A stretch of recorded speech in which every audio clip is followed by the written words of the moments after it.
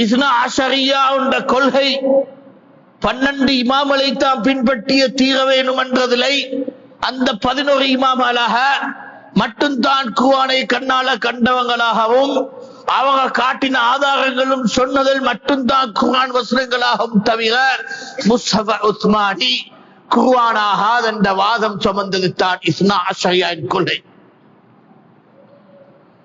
எது உம்மத்த இஸ்லாமிய குர்ஆனை நிராகரிக்கும். சகோதரர்களே, எங்கட மக்கள் அறியாதவனால இருக்கலும் தெரியாதவனால அறிக்க வேணும் இருக்கலும் என்றாலும் இது தெரியது அவசியம், விளங்குறது அவசியம்.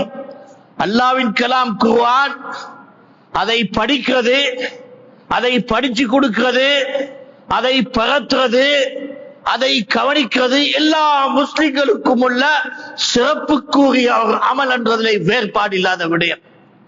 خيركم من تعلم القرآن وعلمه என்ற ரசூலுல்லாஹ் ஹதீஸ். உங்கள சிறப்பானவன் யார் குர்ஆனை படிச்சு கொடுக்கிறவனா இருப்பான் என்றான்.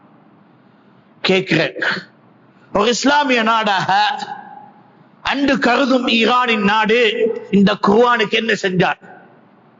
ஒரு பாடசாலையாக குர்ஆனின் படிப்பை கவனிச்சானா அல்லது குர்ஆன் ஒன்றை முஸ்லிம் உம்மத்துக்கு பரவலாக்கினானா? இல்லவா முஸ்லிம் உம்மத்துக்கே குர்ஆனே கிடையாது. ஹசன் அஸ்கரியுடைய முஸ்ஹஃபை எதிர்பார்த்து வாழ்றவங்க அந்த கருதித்தான் அவனோட பிரச்சாரங்கள். எவ்வளவு தூரத்துக்கு கண்டால் ஷஹாதத் ஓதின முஸ்லிம்களை பார்த்து எவன் அஷ்ஹது அல்லா இலாஹ இல்லல்லாஹ் வ அஷ்ஹது அன்ன முஹம்மது ரசூலுல்லாஹ் சொல்லும் முஸ்லிம்களை பார்த்து இஸ்னா அஷரியாட அத்தனை இமாம்களுடைய கொலை என்னது? இவனோட அத்தனை முல்ஹிதீன் வ காஃபிரீன் வ கذابீன். இஸ்லாமிய உம்மத்துக்கு கொடுக்கும் பட்டம் என்ன?